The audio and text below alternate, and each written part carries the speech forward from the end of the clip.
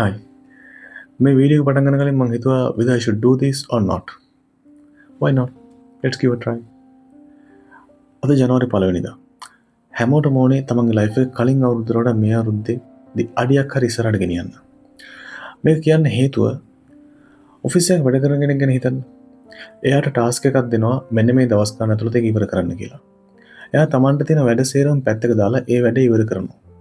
ඒ ඉවර කරලා ගෙදර එන එයාට මහන්සි කියලා නිදා ගන්නවා. මේකෙන් වලට මොකක්ද තේරෙන්නේ? තව කෙනෙක්ගේ වැඩක් තව කෙනෙක්ගේ ටාස්ක් එකක් ඉවර කරන්න දෙන මහන්සි ඉවර කරන්න දෙන උනන්දුව තමන්ගේ ගෝල් එකක් තමන්ගේ ඩ්‍රීම්ස් ඇචීව් කරගන්න යද්දෙනවද? තමන්ගේ ලයිෆ් එක ප්‍රයොරිටයිස් කරනවද? නෑ. ඉතින් මට එහෙම වෙන්න ඕනේ නෑ. So let me start with my day 1. If there's anyone who wants to do something, just start with day 1 and go ahead to 100 days.